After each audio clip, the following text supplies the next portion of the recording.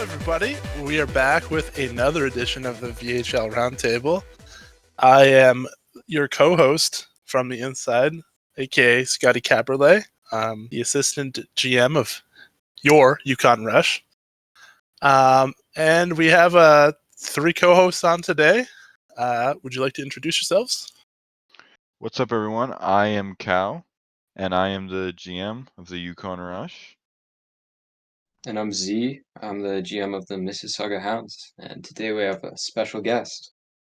Hello, everybody. I am Doomsday, the General Manager of the Saskatoon Wild, along with VSN Writer Extraordinaire.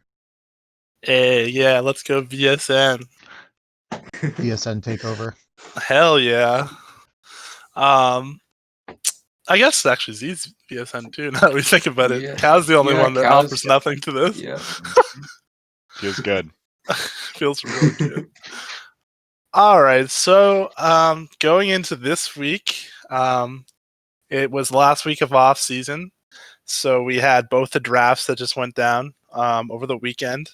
Before we get into those, there was a little bit of more front office shakeups in the VHLM. Surprisingly, no one really saw this one coming. Dill was replaced in Halifax over the weekend. So a lot of people were kind of taken back by this. His replacement was Rory. Does anyone want to kind of touch on that and kind of speak to how surprising it is and maybe explain to the listeners how long Dill had been around and what he meant to the VHLM? Well, I know Cal has more of a personal connection with him, so I'll let him talk. Well, so Dill was hired, I think, around 5 seasons ago as the GM of Halifax. So he's been around for quite a few seasons now. Yeah, season 70 is when he started. Season 70, okay, yeah. So I have known Dill for quite a while, and we've grown a love-hate relationship with each other. And we have, talked in voice chat quite a bit. It was definitely a surprise to me. I think just a few little mistakes I don't really want to get into, but a few little mistakes that started to add up, and I guess that costed him his job in the end. It seems to me like it wasn't specifically one major incident like you would usually expect. It just seems like it was a lot of things that just generally added up over time, and eventually it got to the point where it just proved to be too much. Yeah, just a lot of little things that kind of put it over the edge. I can't really say too much because I didn't know Dill too much personally. We kind of had a little rivalry, not even just we chirped a little bit back and forth in Gen Chat and stuff, but that was all friendly. But I didn't really get to know him that much as a GM, unfortunately. If I'm being unbiased, judging from my experience, just 1 year as an AGM, 1 season, I would say he did seem a little distant from his team compared to other managers. And there's a few people that are like that, to be honest. He wasn't the only one, but so I can kind of get where maybe the league's coming from, and I think it is the right move to find people that are going to be more engaged and more hands-on with their players and stuff. And Rory, I think, is going to be a good choice for replacement. He's pretty active. He's always chiming in on Discord, getting people riled up. So I think he'll be a good replacement. What do you guys think? Yeah, absolutely. Yeah. I got into the Halifax locker room when he made it, and it's just been going nonstop. Even right now, just went in. There's 30 messages I haven't read yet. And that's not easy, man. That is a talent to keep people engaged like that. So I mean, good on him. Yeah. It's not something that you want to have to do, but if you need to replace a general manager, you need to look for a guy that can complement the weaknesses. And for Dill, it seems like it's universally it was that he wasn't really connected with the team, really there, present. And to get a guy like Rory who just perfectly fits that like a glove, to where he's in there, he's energetic, he's going to get the Halifax brand out there. It's going to be a very, very visible presence. And that's exactly what you're looking for from a locker room that's kind of jaded from the previous approach. For sure. I couldn't have said it better myself. So in lieu of that happening, well, that opens up a spot, an AGM spot in Mexico, because Rory was the AGM in Mexico. So now I'm assuming Highlands is going to be looking for replacements. So if anyone out there is listening and they are kind of want to get their feet wet in management, go hit up Highlands because he does have a vacancy. I mean, especially considering like he helped bring Rory up to what he is now, so you're definitely going to be learning from one of the best. Yeah, Highlands does seem like a really savvy user, and I think you could learn a lot from him for sure. And then the only other front office change this weekend was I think either last night or just this morning. RJ, the GM of Houston, found his replacement AGM, and he chose Hex Rose, who just actually ended up getting drafted to the VHL this weekend. So he had a very big weekend getting drafted, and now landing himself a job. So I think that's going to be a great fill in Houston. Like Hex is super, super engaged all over the place on the forums and in the Discord. He's a VSN writer, so probably a great choice. I certainly don't think it's much of a debate that he was the top candidate out there for the AGM jobs, and it's definitely in a weekend that was filled with big wins for Houston. They got another one with the AGM position. Oh, well said. Fucking Houston. Yeah, starting to piss me off. Yeah, I feel that. So on that note, let's talk about the draft. Woo! So Houston had like the first 5 picks? Yeah.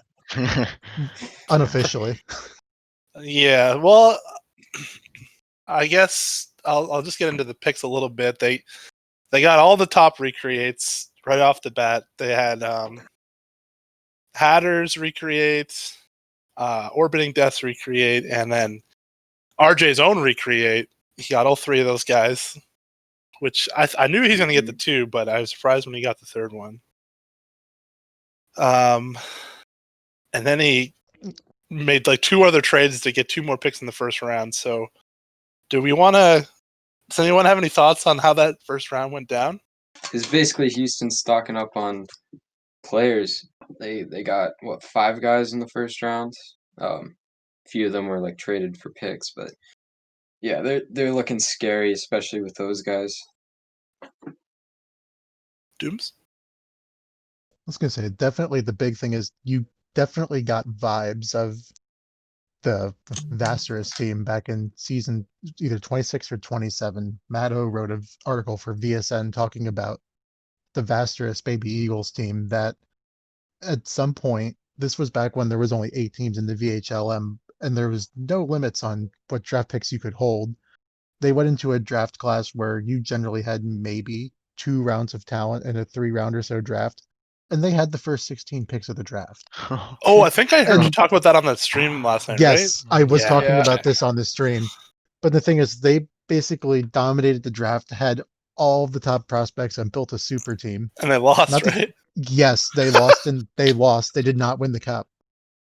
Let's hope Houston. That's simply how cursed Vasterus was. Mm-hmm. Houston needs to follow in their footsteps. Houston is not Vasterus. But could they be the Houston of season 74? Or no, sorry, the Halifax of season 74? Yeah. One thing, like, you definitely have to look at this and you're wondering, like, are we going to see like a super team like season 69 Saskatoon Wild coming about? And this was, I know we were talking about this a little earlier where he mentioned that goalie depth across the league is better now than it was close to a decade ago. Like, it used to be like if you didn't have one of those top picks to get one of those goalies, you weren't getting one. You weren't going to be a serious threat to contend without a goalie. But now you can get quality goalies like 3rd, 4th, 5th, 6th round, maybe even. Mm-hmm. So it's imperative for you to stack up on those skill positions. And that's exactly what Houston did in that first round. Yeah, now we almost have too many goalies. I think that some really capable goalies are falling to like you said, the third or fourth round because I'll there's so I'll many believe that once I have one of them suiting up in a Saskatoon uniform. goalies. Well, there were Yeah. lots in this draft that fell. You just didn't have any picks. There were definitely ones available. Hmm. I certainly took gambles that some would go to a certain spot, and it just did not work out. That's fair. Some years it pays off, some years it doesn't. This year it was a big L. Yeah, you win some, you lose some. Mhm. I know our backup goalie from last season in Yukon, Andrew Bowman.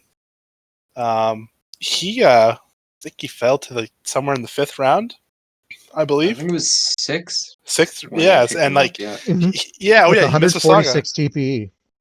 and I think Yeah. he's a reliable I would take him as a goalie this year. Like if you compare him to what else is out there. Mhm. And if you Yeah. ask me, I don't think it was a reflection on the user or his position. I just simply think it was you have so many teams that are building for the future and not so Yeah, many that are building to contend. And a lot of the ones building to contend already had a starting goaltender.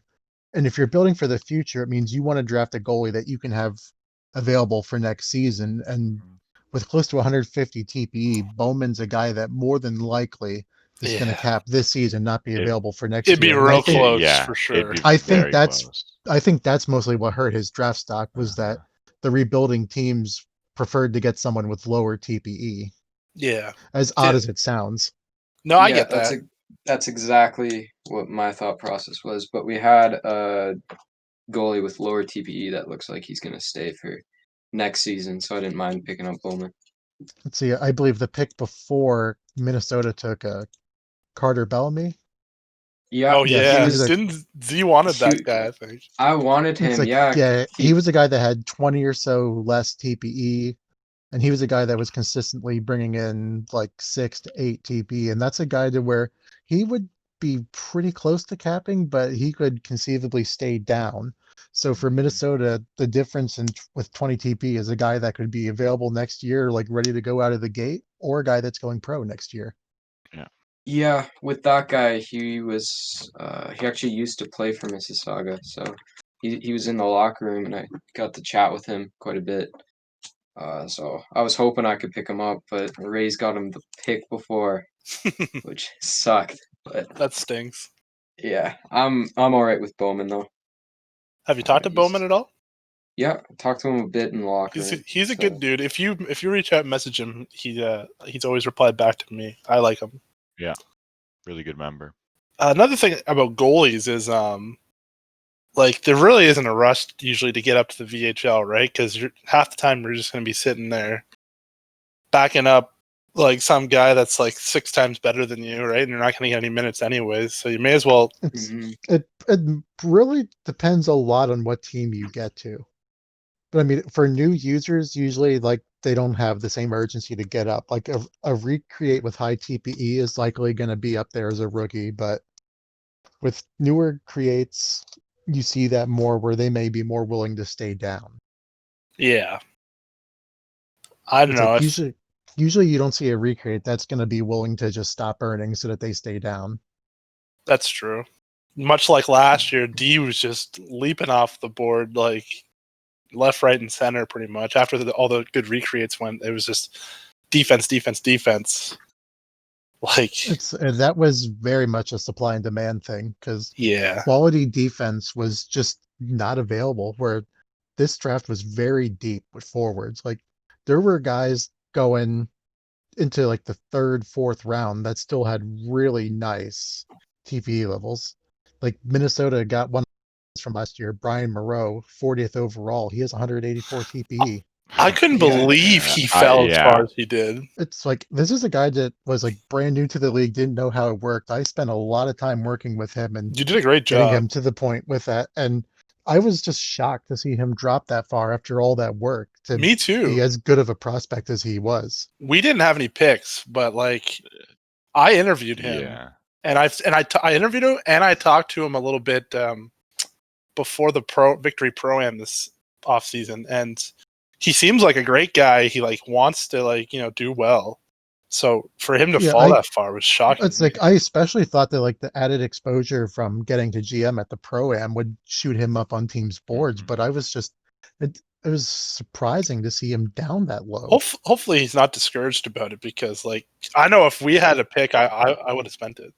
He's worked hard on that build. Like he's gonna really be putting up some good numbers this season. Oh yeah, he's gonna be awesome. Like for him, I feel like he could have gone second round easily. It's a complete surprise that he dropped that far. Mm-hmm.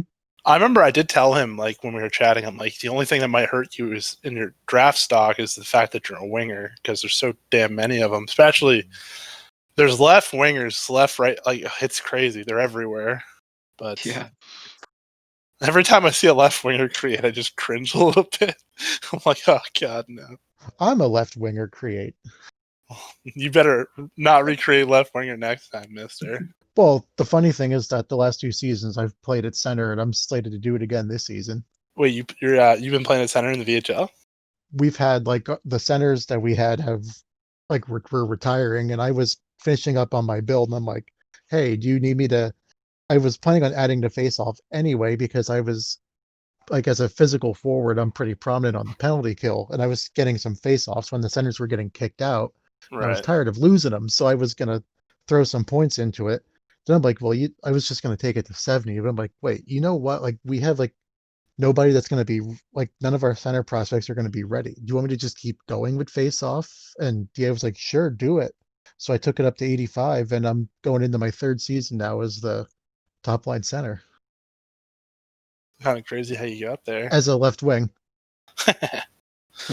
We'll get more into your VHL stuff in a little bit.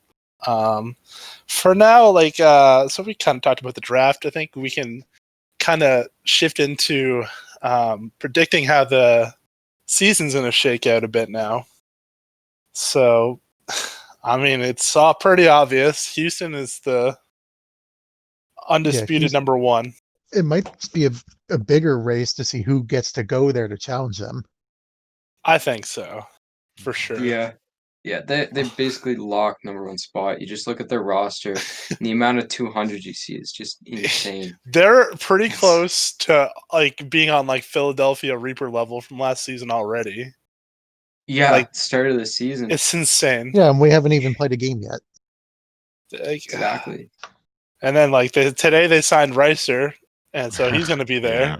Yeah, I'm That still was. mad. Oh, I'm Yeah. mad too. Yeah. I don't like. I mean, I guess it's what you value as a recreate, I guess. Yeah, I talked to him, and he said he wanted to go for a cup. So that's the best place to do it. When you think about it, like this is a league where very rarely do you get to choose where you're going to play. So like when you've got an opportunity to get a cup like that, usually guys will take it. Yeah, that's fair. I don't know.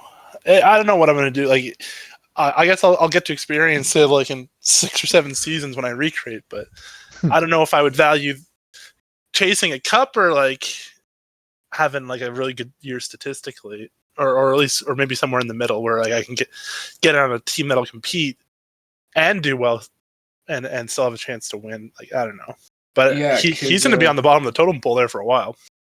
Yeah, he's right now, just based on TPE, he's going to be on the last line. Yeah, the third pairing. So there's only one guy who's got lower TPE than him, and it's only by 2. Yeah, Rico. I think by playoffs he could move up to like the second line, but I mean it's going to take him a little while to start climbing and climb past those guys to get that playing time.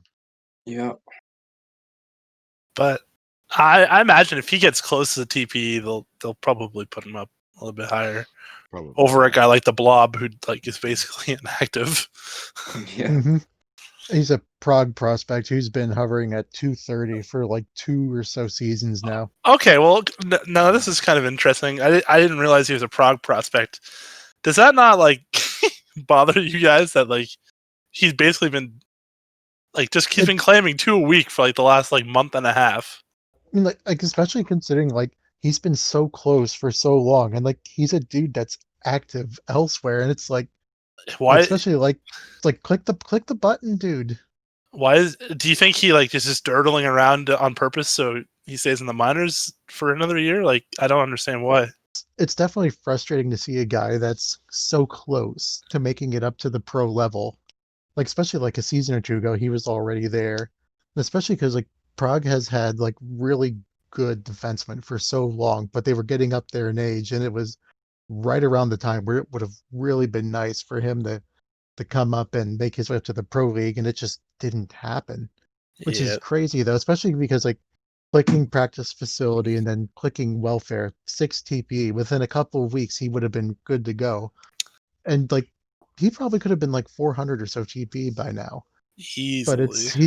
it's just hovering around the same, and it's frustrating like when you see that he's active and doing stuff elsewhere, but he can't click those buttons to come on up. When he clicks one button but not the button below it is what gets me. I like- noticed that this week he did claim affiliate TP. Now that he's over 250 TP, it looks like he might start claiming. So I feel like there was something to do with him wanting to stay down for a while. I don't know how I feel about that. Otherwise, why would he just randomly claim affiliate TP this week? The week. Yeah, he you're had right. You're right. finally gotten. Now that he knows he's Unless- down. Unless Yeah. somebody just finally got him to the point where he's like, Yeah. okay, now I'm gonna do something with this player. Maybe. I think it's not a coincidence, but that's just me. Yeah. I don't know the guy personally, so I shouldn't say too much, but I kind of got off on a tangent just about that guy. Oops. Outside of Houston, what teams are like what teams could even hope to compete with Houston, I guess is what I'm going to ask. Well, Uh, one thing you got to do is 8 out of the 12 teams last season really went hard in the paint. So you got to think about those teams that didn't. So Right. what teams are going to be ones that are going to be set up to compete? Well, Mississauga you didn't would- go hard in the paint, but they also kind of deferred to next season.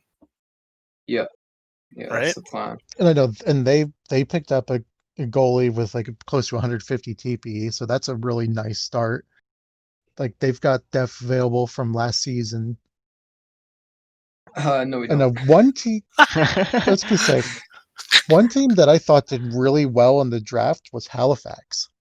Yeah. Because in the second round, they grabbed a handful of 200 TPE forwards. And then they continued to just add, like they basically had they needed availability anywhere. So they were just going BPA seemingly the whole way through. Like the 2 highest TP forwards off the board towards the end of the second round. And then they got another 200 TP forward in the third. And then they got 125.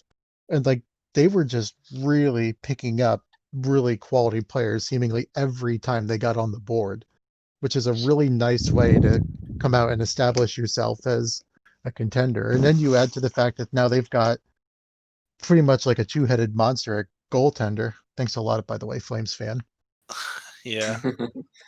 Way to go, Flames fan. Way to go. Now, Halifax did draft someone that I have heard is going up to the VHL with one of their picks in the second round, though. Willie Myers. There were some Willie talks that he Myers- was going to He's go not up. Yeah, going up. He says not he's going going up, up. but I don't see how that's going to He happen. can't. He's He's with at Prague. Willie Myers, it's because I'm actually connected with Myers on both the Uh-huh. VHLM and the VHL level. Okay. Because he was a waiver signing last season for Saskatoon, and he came along pretty late in the season. He was like a bat out of hell when he signed up, though. Yeah, I mean he did. I mean, look, he was over 200 TP for the draft, I was and watching him. and he did not play a lot of games. 17 games played, 3 points. He was the guy Just I like- had my eye on, even though he's a left winger. Like, he had a really good interview with me, and we kept in contact like pretty much throughout the off season. And did you see his media spot though that said he wanted to go up? Yeah. I saw that. I was He like, he did a status about wanting to go up. He did a media spot about wanting to go up, and it's like, well, if you keep earning like that, there's a good chance you'll get close enough to where they'll just bring you up anyway. That's what I figured. But then he kind of slowed down a bit. He And No, that he gets can't- to the he point can't where move you're up. like, He can move Well, up if he wants. he can move up but he if won't be doing much. He's if at if 203. DA really wants to bring him up as a third liner, I'm certain there's a way that him and Myers can work something out. Mhm. Oh yeah, Because I Maybe, know I guess. DA's because he was very aware of that when he drafted Myers. And he was like, well, if he really wants to come up and if he keep like especially with like training camp, if he gets like a doubles week or stuff like that, he could easily get close to that cutoff yeah, to the point to where it would if he really wanted to come up instead of staying down in the minors, like, hey, all the power to you. If you want to come up, we'll bring you up type thing. right. But That's what, that's and that's ultimately why I gonna kind of laid off on him. be in his hands. And so, Yeah. by the sound of things, is he will be moving up if it's in his hands. Because that's what sounds like. That's what he wants. says he's gonna do. I mean, Yeah, we'll see. So, Like I Yeah. definitely think it's gonna like if he comes out and says he wants to move up and he comes out with a big week of updating before the season starts, I wouldn't be surprised to see him up. mhm. Even if he gets called up, like maybe not immediately, but he could certainly come up later in the season if that's the case, if that's what he wants. I guess we'll have to see. He's either way. He's an interesting user to keep an eye on. Because coming up partway through the season is something that very rarely happens. So Yeah, it would definitely be a big story for someone to come up halfway through the season or something like that. R came up a little bit late last season, not right from the get go, but pretty early. And I mean, once R and L got back together in Chicago, they did pretty well together. But that's the only example I can think of off the top of my head from last year. Yeah, I really can't think of any instances in my 10 years of being in management other than last season. I don't know. Philly, or not Philly, Philip Stein was a pretty good pick. He was definitely like an impressive player in his in his rookie year, and I had a good interview with him too.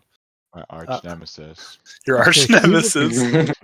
he was a guy that pretty much came out of nowhere too, and like I know he caught a lot of attention at first with the Pittsburgh sports fans because his account name is I hate Bob Nutting. Yeah, okay. What's that all about?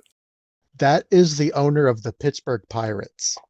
His name's Bob And Nutting. yeah, What an unfortunate name. and Yikes. the thing is, like, he's basically an owner that is absolutely despised by I Pittsburgh know because, about the Pirates for sure. yeah, he basically runs the team like it's a business. Like whenever they start to Yeah. get good, they trade off all those players to profit and keep Yeah, making money instead of McCutcheon. trying to compete. And it drives the fans insane, and they can't stand him. So it got him an in with Pittsburgh sports fans right away. And I didn't he's stuck realize around. that's what that name was. Okay, Mhm. good insight. But anyways, he was a great pick. I know I'm not the only one that can speak to this, but I interviewed Eli Rantanen, username Jolene, who's another high winger, and that was like one of the worst interviews I had. So if they were just taking like the highest TP available, they might be a little disappointed. But I mean, their players still going to sim well, so it doesn't really matter. But they're not going to get much out of the locker room from that user, I don't think. He basically I mean, said, looking at that build, you've got 80 skating, 80 scoring, 80 defense. They scored 38 goals last season with Mississauga as well. they did, but that was basically with like no players on their team. Mhm. Like Yeah. they had a lot of opportunities. But I'm saying, like, minutes. even on this Halifax team, I could see them putting up like 40 goals. Oh if yeah, not more. Like I said, I think they're going to sim well, and I do like the build. I agree with that. Another Prague prospect, by the way. Lots of them. Yeah, Prague did quite well for themselves Yeah. in the draft this year. Then just today they signed Sean Glade's new recreate off of waivers, so that'll be interesting. He's a little bit of a what's the word? No, there's a word I'm trying to think of. Controversial. Kind of like controversial. I was gonna say like infamous or something. I don't know.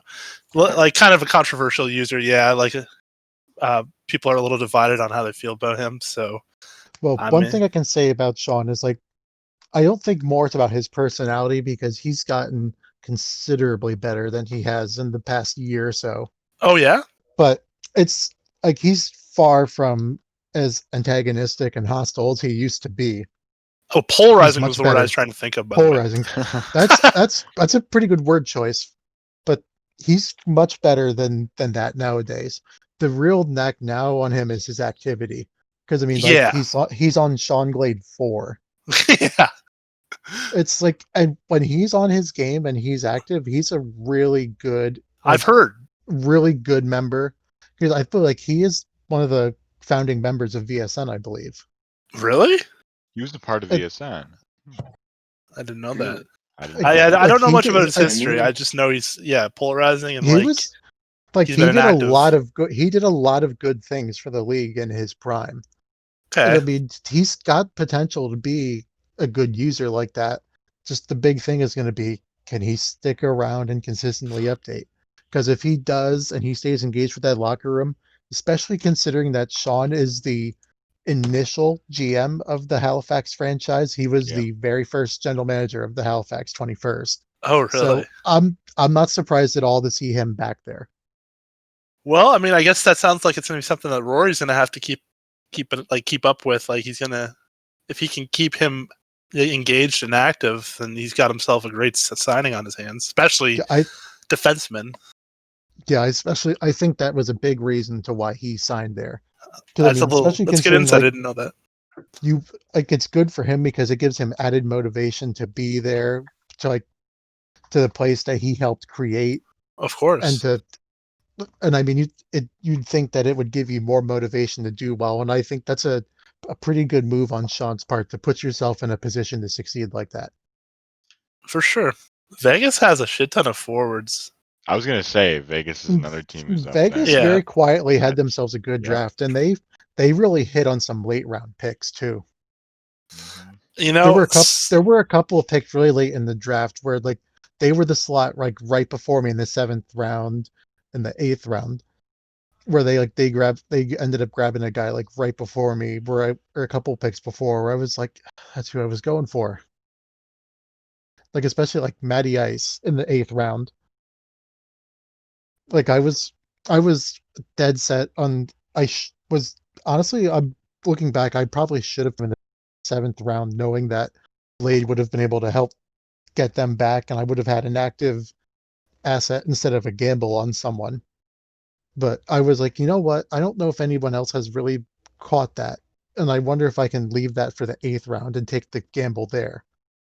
And I almost got it. I got to within a pick of being able to pull it off. I will say that you can never really count Spartan out of any draft, no matter where like his team's like situation looks like. Like he's super connected with like all these different sim leagues, right? So he's got more connections than pretty much anyone else I know in the VHLM, and he'll always pull out these good deep round picks. So like, although like he only has one, and he didn't have any defensemen after the draft, but then today he landed Tactical Hammer, who's a big time recreate. Mhm. Yeah. And I'm pretty sure his connections, he has connections with him in other sim leagues too. So like, you know, Vegas is always going to be dangerous one way or another. He's got a good goalie. Like he's got 2 good forward lines pretty much. So if he can find another couple defensemen, he's right back in it. Kyle, how do you feel about our team this year? I think we have a solid team. I think we're going to be one of those teams that is, fighting for maybe the spot against Houston. I think we're like a top 4 type of team, top 5 type of team. Mhm. If we can get some solid waiver signings off defense right out the gate and get them earning, I think we can definitely do some damage this season. I'm kind of liking our chances this year. I like our squad quite a bit. So moving on, I think maybe the next best team would probably be Miami. They've got, Which is go ahead. It's crazy because they're like Reiser flat out said that they're building for the future, but I yet they know. have a pretty solid team now. He's another guy that's kind of like Spartan. He's really well connected because he's in all these other leagues, so he knows a lot of dudes. And he just pays attention. To be honest, he's a great GM, and like you know he's always going to find some good diamonds in the rough if he's got the picks for it. Okay, let's just move this along. Z, why don't you tell us how you feel about Mississauga going into this season? Right now, so it's all right. It's all I'm right. pretty happy. Yeah, Okay. yeah. Not all the players have showed up in the locker room yet, so I'm Oh, kind of I don't even want to Tell talk me about about that. it, brother. yeah. I don't think I've heard back from anyone. We've Yeah. had 2. I I'm know getting that a pain. bit worried about that, but from the ones we have had I'm in there, left they all on seem red. yeah, they all seem like they want to be there. They're all like decently active, so I've been happy with that, and I've gotten to talk to a few of them, help with their earnings. The big one being Meek Soonish, who Oh. From Ottawa before last season? was Or he was Minnesota? on Mini. Yeah, I knew one of those two.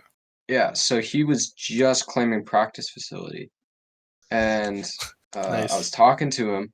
He didn't know about welfare, and Huh? yeah, and he was doing press conferences but not claiming them. Oh my god. Oh, no. So, So now, this is the importance of a good GM, everybody.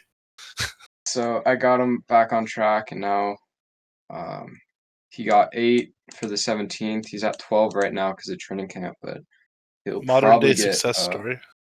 over 20 this week. So I've been That's happy with that. I'd love to see it. Well, you hate to see it if you're Yukon. No, I want players to do good. Like the league, like when you join this league, it's very overwhelming. There's so much going on, and like you don't know like capped and uncapped and what you're allowed to claim and how to claim it. Like there's a lot going on, so I can get how it'd be a lot for a new person. I mean, when I came back at the trade deadline for season 69, that was a big advantage for me. Like knowing all that stuff ahead of time, where Oh it yeah, was just a matter of figuring out what had changed. Like, because I mean, when I was first here, the portal was not here. so you had to We were doing manually all claim the everything. update. Yes, manually Ugh, doing everything with the forums. that's no fun. So it was the portal is incredible. Like it's such a Yeah, I love the portal. Yeah. It's so huge good. thing. Like it's absolutely revolutionary what it's been able to do for this league. Agreed. Absolutely. I tried making a player in the SHL, and they do like that manual form stuff. So Yeah, that's how I just baseball is couldn't do too. it. It's a lot. It's a little bit to wrap It's your a head lot. around if you've Yeah. never done it before. Yeah, Yep. we gotta give Will and Josh a ton of credit for them building the Mhm. portal. They've done an amazing job on it. Like The And we it keeps- actually are automation so is a lucky to huge have it. reason. And it keeps Yeah. getting better. They keep adding like Uh-huh. little things, like for not maybe not so the players might not notice it so much, but on like the GM the side GM and the commissioner yeah. side, they add a lot more functionality every season. So It's like Yeah. even adding the ability to upload lines through the portal is Yeah. huge. oh yeah, Mhm. Yeah. That is Even like when I joined, you had to manually claim, uh, what was it, training camp, and also welfare wasn't a button. yeah. And I those saw two there's threads alone, for that. yeah, Mhm. those like, two huh? alone, That used pretty the big. practice facility used to be a thread where you had to post in every Yep. week. Wow, And Hmm. players just be and earning 0 then, huh? that put a ton of work on the updaters. I think that's cleared a lot of the queue for us because there's a ton of people who claim welfare.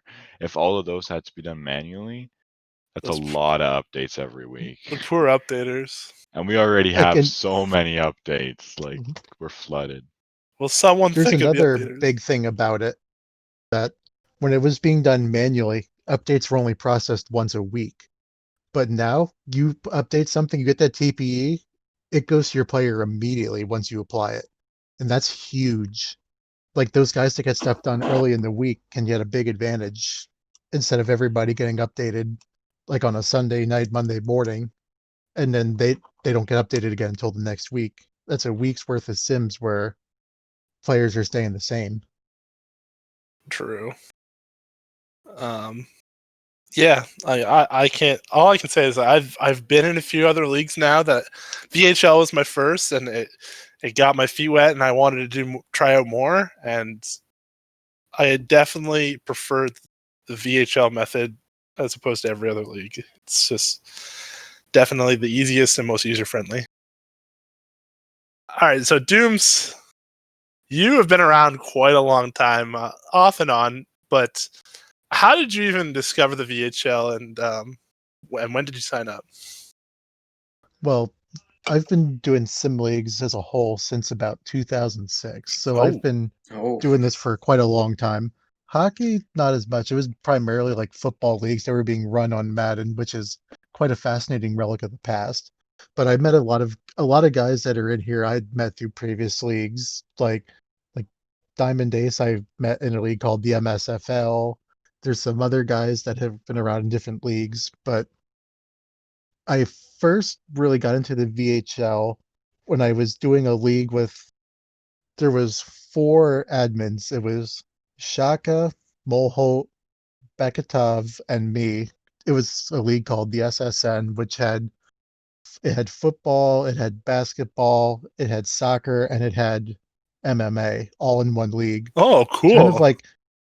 like now where it's like you did a point task and it would apply to all of your players in all the leagues, kind of like how affiliate point tasks work now. That's cool. But we ended up becoming affiliated with the VHL, and there were quite a few VHL players that had come over and made players on our league. So I'm like, okay, I'll go over and I'll create a player over there. And that was 2013, I believe. So Okay. that was like season 32 Oh my of the god. VHL. And that was the Like this is so Genesis. yes, this is pre-portal. So like we're like manual updating on the forums, like updates being applied once per week. I think the cap was 9 instead of 12. Like there was quite a few things were jeez. different. And it was also like a forum or so ago for the VHL. Oh, they've had different forums throughout the years? Oh, this is I believe the third forum that we're on now. I like the way this Oh. forum's set up. It's nice. The one before was pretty nice too, but the only thing was after my rookie season in the VHL in season 34, the forum got DDoS attacked. Oh no. Oh. So like thankfully there were backups. We were able to transition to a new forum, and I mean obviously this was back in season 34. The league has gone more than double the length since then, so clearly the league survived. Yes. Onward and Mhm. upward. So you've obviously been here for many, many seasons. Which one of your player recreates are you most fond of? My favorite player was probably the very first one that I did here, Okay. which was the original Thomas Landry, who was pretty much like the epitome of an underdog story his entire career. Like I first made him around sometime during season 32, but not at the deadline. So I didn't get the full like season and a half before becoming pro eligible.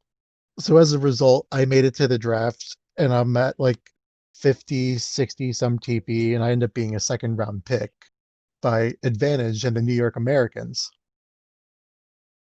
It's like I had originally signed with the Oslo Storm, who would eventually become the Minnesota Storm as they are today, and ended up winning a Founders Cup as a reserve player in my first season. Then season 33, I get drafted in the VHLM draft by STZ and the unfortunately now defunct Bratislava Watchmen, which Oh yes. Yeah. Hex Rose did an article about them to a pretty good summary of their history. And I ended up winning a cup on that team as well. Jeez, off to a good start. hmm So I had the first part of the Triple Crown there. But then after let's see, then season 34 was my rookie season in the VHL, and it was a very old team, like Alexander Shirshenko, like David Smalling. You had Austin Gow was on that team. I believe Alexander Labat, I believe, was the goalie. Like a lot of future Hall of Famers on that team, and I'm this like literally like wide-eyed rookie just Now, there. did you come in like in your first two seasons in the M? Did you like create a good reputation for yourself as being like a big time earner, and like were people like pumped about you coming up to the pro league, or Mhm, like what kind of mhm. anticipation was Yeah, there like for you? it's like I was pretty inconsistent before being drafted. Right. But once I got drafted, and then especially because I got drafted, I think to the VHL and the VHLM in the same off season. Like once that happened, like the other league that I was talking about before was slowing down and in the process of folding. So I basically shifted to being VHL full time. So I started capping every week type thing, and my earning really took off. So at that point, I was starting to get a reputation as, oh, hey, like, because usually second round picks it didn't really pan out. So I'm like, this guy might actually end up being worth something. Right. So like, I made it like my first like season of eligibility was spent in the VHLM, but I worked my butt off and I made it up for the next season to catch basically like the last run of that Americans team before like a lot of star players would retire and a rebuild would start. Hmm. And like even though like we had like a lot of good players, like the team as a whole still struggled. And like we ended up barely making it to the playoffs. And then I believe we ended up going 7 games against Calgary and we lost in overtime. Oh. And then a lot of players like either like retired, left, and then the rebuild started. And then Advantage basically decided that with the rebuild, he pretty much thought that like my guy would be too old by the time the team was built and ready to go. So he was willing to ship me off to help accelerate the rebuild. And I got traded to Davos, where Victor was the GM. Okay. And the way that, and then it worked out to where like I was an A my first season. I was doing my best to acclimate to the team. And one of the things that like Victor and there's like another longtime user who's unfortunately not on the site anymore, Coach Riley. They were looking over the team and they realized that there wasn't anybody on the team that had any points in checking. And he's like, "Hey, like, do you want to step up and take that role?" And I'm like, "Hell yeah, I'll do it." So I went from having 40 checking, I had 0 hits as a rookie, to having over 300 the next season. You were the sandpaper guy.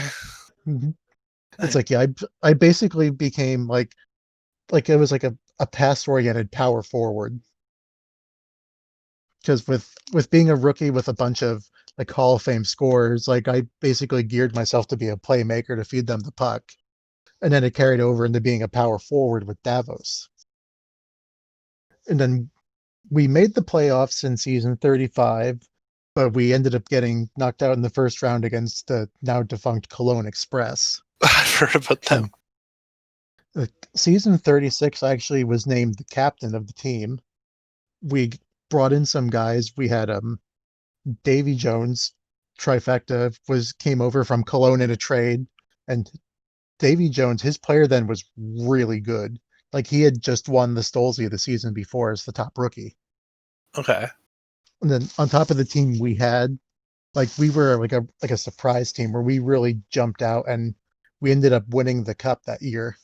So I captained the cup team, and I also ended up winning my first individual award, which was a part of a 4-way tie for the now retired Grim Johnson Trophy as top leader of the VHL. Yeah, why did they retire that? It basically ended up becoming more of a popularity contest because it really, how can you judge Well, like why how do they have any of effective the of a other leader awards then? someone is? At least with that, there's like statistics and Yeah, stuff I'm like just- that where I'm you just can kidding. base it off of. But Yeah, I can see how that because one's pretty much just like the other retired one was the Mika Verkugen Trophy, I believe, which was essentially the VHL's equivalent of the Lady Bing, which again it basically was a popularity contest between players that had like no penalty minutes. And then season 37 was another strong year where we made it to the cup again, but this time like we had beaten Toronto the first season. We were down 3-1 and we made it all the way back and won game 7. This year Toronto handled us pretty easily and they won the cup against us. 38, we made it back to the cup and won it again. damn. So you had 2 cups in your first player career. I had 2 Founders Cups, I had 2 Continental Cups, and I'd also won but after my rookie season, I was actually named as the captain of the World Cup team for the United States because I I think there was a Russian team, and they were talking a lot of smack, and I referred to them all as commies. So the American team decided that I needed to be the captain, and we ended up winning a gold medal. So when I won the cup in '36, that actually completed the triple gold for me. Jeez, not a bad first create. Mm. Okay, so you, Like the Davos, I was there for 5 seasons. I was the captain for 4 of them. Every single year I was the captain, we made it to the cup finals, Jesus, and we won 2 of them. that's not too And then shabby. we lost to the Americans in season 39. Of And all at that teams. point, I thought that was kind of an ironic twist. But basically, then what happened was it was time for Davos to enter the rebuild, and I got traded to Calgary, who was managed by DA, which was how he got his first extended experience with me, because he basically traded for me, and he had a really positive experience with me in that locker room. That was a really fun season for that team. Like our playoff theme ended up being like, we made a pun of leadership. Instead of leadership, it was Landryship. And I there's like that. there was a signature that I made where it was a rowboat where I had like our players' heads photoshopped onto the people of the boat, and there was a Calgary Wranglers flag flying off of the back. I still have it. That's I'll have to share it in our chat once it's done so you guys can see it, because I still have it. that's pretty unique. I like that. Yeah, I'd love to see that. It's like it's with the league shifting, like one of the big traditions that's kind of been lost to time, with the league evolving more off of the forums, was that teams would have playoff themes when you got to the playoffs, whether it was like a signature, like what Davos did all the years we were there was that our theme was Sir Davos. Like Right. everyone on the team would change their avatar to a picture of Sir Davos. That's awesome. Cal, you wouldn't get it. You're right, I don't get it. It's a fictional Which I character. thought was pretty good. And in the one season, like someone, like in one of the game threads, someone warned us that the night was dark and filled with terrors. Winter's coming. So what I did was I took a picture of him. I photoshopped a pair of night vision goggles with the Davos logo on them. That's awesome. And it's like terrors in the night. Like, I'm good, bro.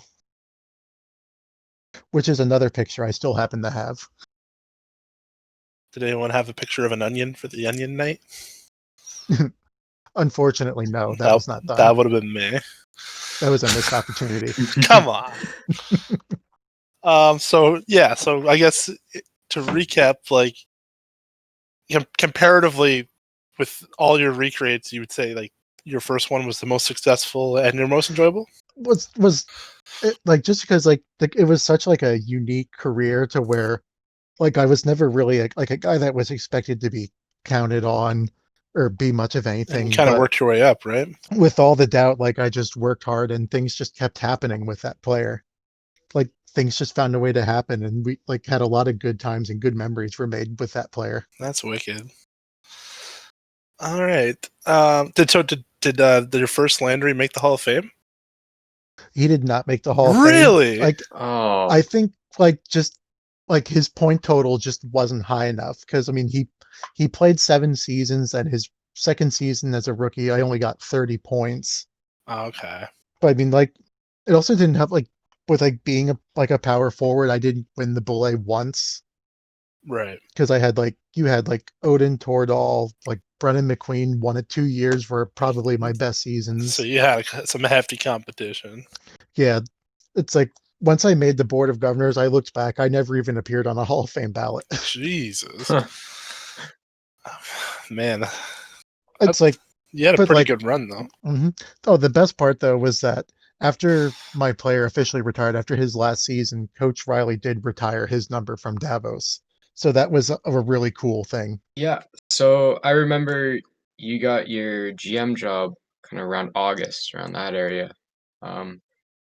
And that kind of surprised me because you've been a member for a while. So did you have any management experience before that? Like, I did actually. During my original stint, I became the general manager of the Oslo Storm in season 35. And I was the general manager there for about 3 seasons, from 35 to 37. It's How it was weird because I don't think I was actively in management or looking to be into it, but Cowboy in America was the general manager of the team, and I guess he was looking to step away, and he thought that I would be a good replacement, so I got tabbed for the job. how'd that We team do? did. It was us. It was a team where usually like we didn't look all that good on paper, but we always like kind of played above our abilities and like shocked a lot of teams, like made playoff runs. We made it to the cup one season where like it didn't look like we really had much of a strong team, but I happened to have a certain Diamond Days player by the name of Martin Brookside in net, and he carried that team to the finals. Nice. Like we didn't win, but we made it, and that was a pretty cool memory there. And then I did serve as an AGM in Turku from season 41 to 42 with Trifecta as the GM. Their last season was 42. That would Oh, explain why that would explain why we suddenly stopped having a job because the team ceased to exist. okay. So, was there anything else in between that and Saskatoon? After that, no. Like I didn't have like a role other than like team leadership at that point. Okay. So, you've came and gone a little bit. So, when did you leave, and then when did you come back, and how did you get into Saskatoon management? I would say like probably around season 45 was when I left. Like there were a couple of times where I came back after that, but it wasn't really anything sustained or consistent. Just like Because brief like stints. I was I was starting to get busy in life, and it was getting hard to do all that constant like forum updating and needing to have the computer out to do stuff like that. Yeah, life It happens. ended up being too much. That's fair. But it's like, and then like last December, like I was just sitting around before work and I saw my phone vibrated because I got an email, and I'm like, oh, it's from the VHL. Like, and which I thought was funny because I had been thinking about it, and I was like, like I wonder like how it is if it's still around, like potentially going back. And the email just happened to be that it was the season 69 trade deadline, that it was an optimal time for former members to come recreate. And I'm like, that's too much of a sign. So I ended up going back and recreating, and pretty much like right off of the bat, I was back and writing. Like I didn't know it at the time, but DA, as soon as I came back and started doing stuff like that, he pretty much automatically had me pegged to draft me right away. What team did you get I didn't drafted to? real Prague. Oh, he was in Prague at that point. Oh, this is Yeah, like he your was already there. your current player. Yeah. Oh, okay. So you came back, and who approached you about taking over in Saskatoon then? Well, I had gotten along pretty well with McWolf at that point, and he had taken over Saskatoon with the untimely passing of Elmbeck, Right. and he was bringing people in to try to get the locker room going, and we had a pretty good relationship at that point. So he brought me in to be one of those guys to help get the locker room going, and I came in because at that point, like I had just left the minors myself. I think it was my rookie season in the VHL at that point. Mm-hmm. So I basically just kind of just jumped in and started helping out all the guys on the team, like helping them get acclimated and stuff like that. And like maybe like a week or so after he brought me in, he approached me about being the AGM. And at that point, I'm like, absolutely, let's do it. So I started doing that and helping him out. And then right before season 72, he told me that he was going to be leaving the team after the season because there was going to be an expansion and he And he was going went to to be one London? of the general managers. Okay. Yeah, he eventually became the London general manager. Right. And at that point, like 72, like we were going in and competing to send him off in style. And I was also getting reacclimated to doing stuff with the portal and things like that. Okay.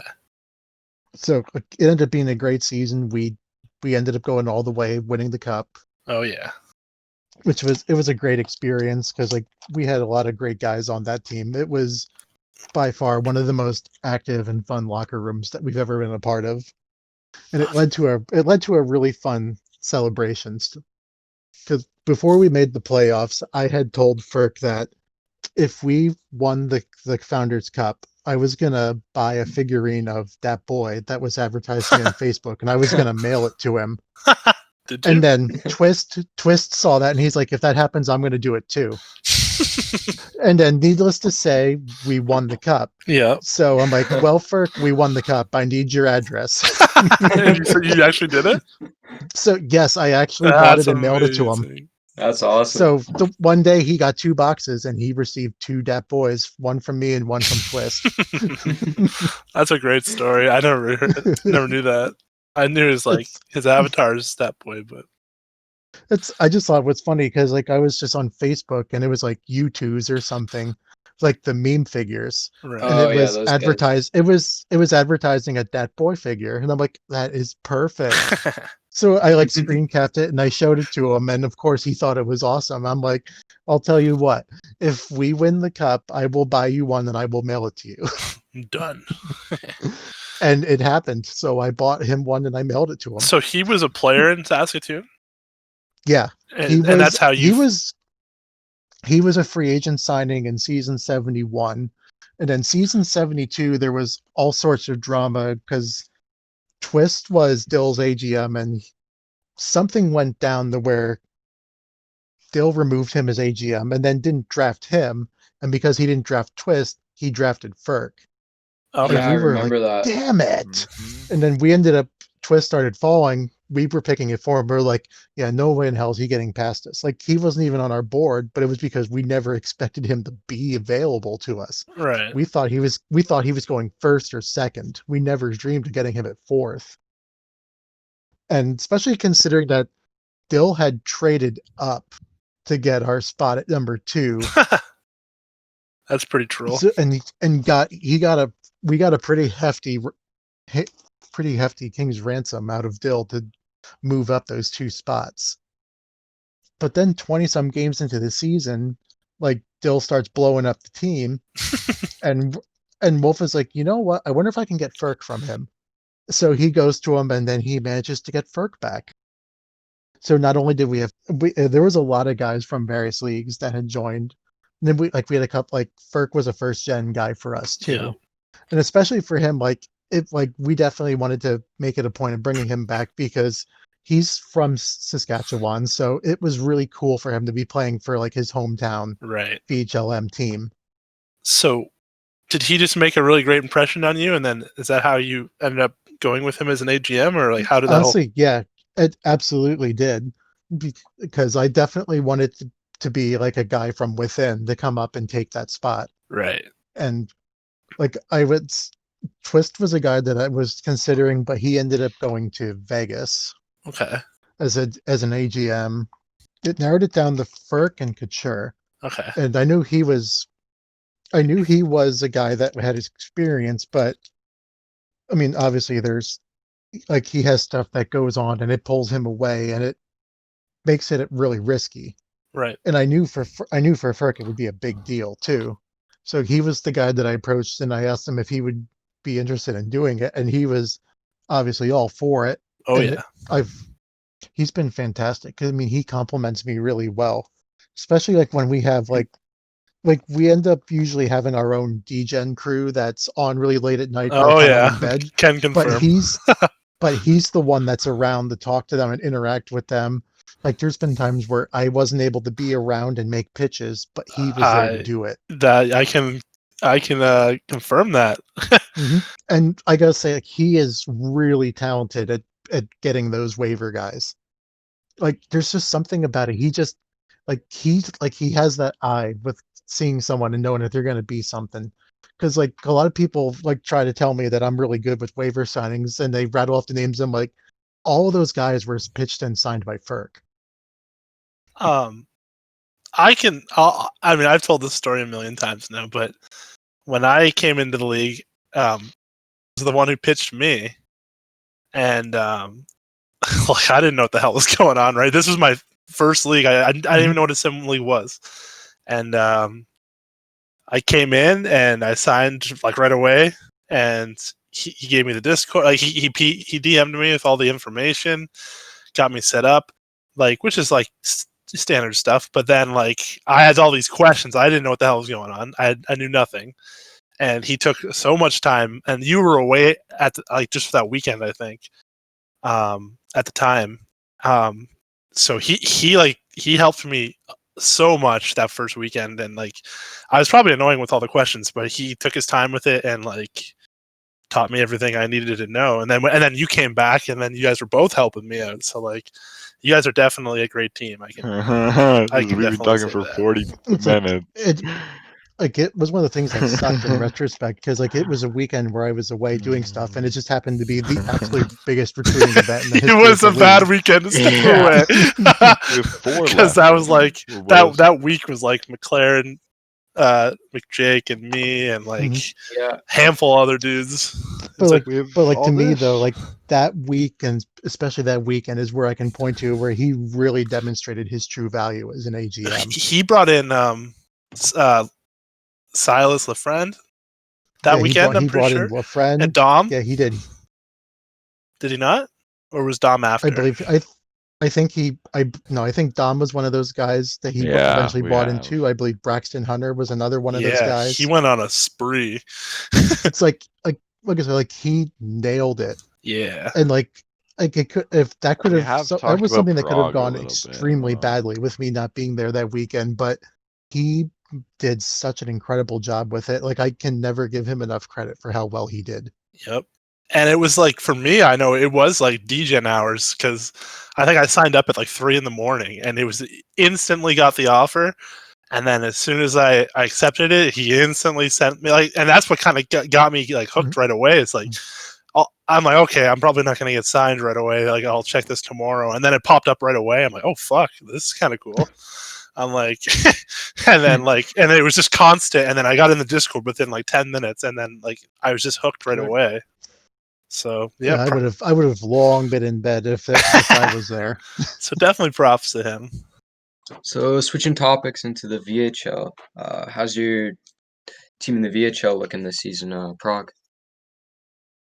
To be honest with you, it's going to be a pretty exciting season for us.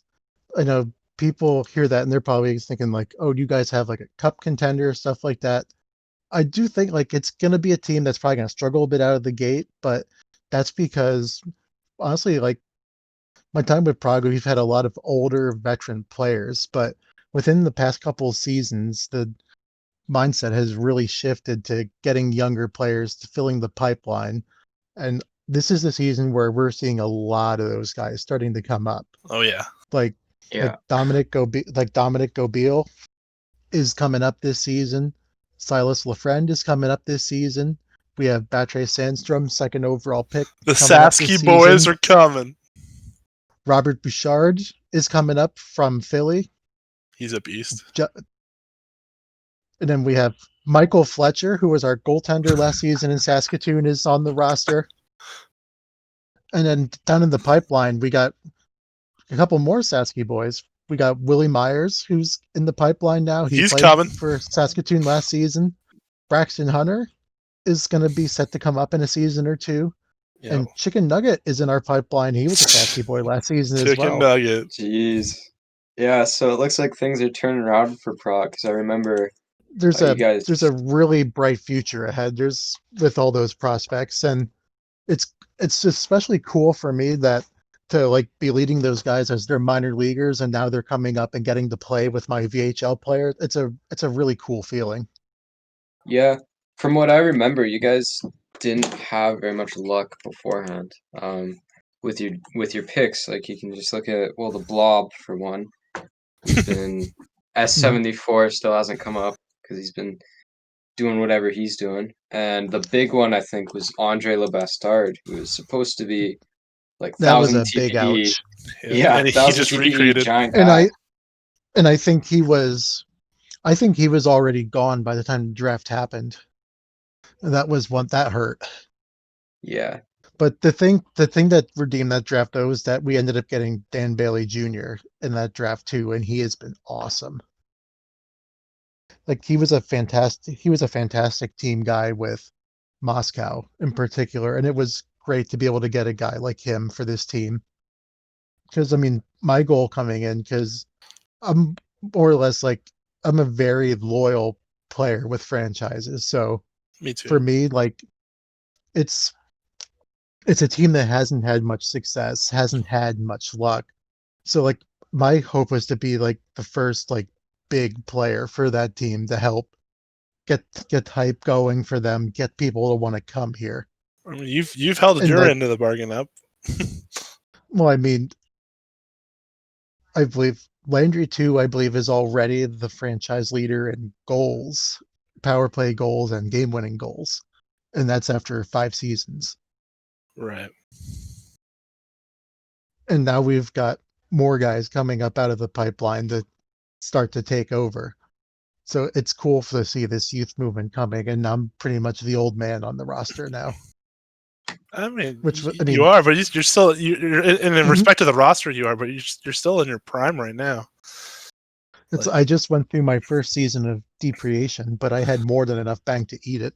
yo, yeah, I just saw how much you have banked. That's I mean, even now, like I used the TPA calculator. I already have enough bank to offset next season's regression. Jeez. what a monster. So Yeah. I was compared to my last player where I was doing stuff like buying like triple predictions awards and stuff like that. Like I've been banking all my cash. It's all worked out to where I can afford all of the regression fighters and I'll have enough left over to pump into experience points. Dooms is my kind of guy. Just an absolute freak. I love it. It's like it's like like you almost had it like mapped down to a science compared to my older players. I'm gonna have to hit you up after this and kind of you're gonna have to give me a little bit of a lesson on how to. I don't need to worry about it for a while, but eventually I'm gonna have to know this stuff. All right, thanks so much for your time, Dooms. That was a very, very good interview, and we would love to have you back another week. Well, thank you for having me. I'd definitely be happy to come back some other time. Prague So champ. that was this Talk for week's cup. podcast, and we'll see you next week.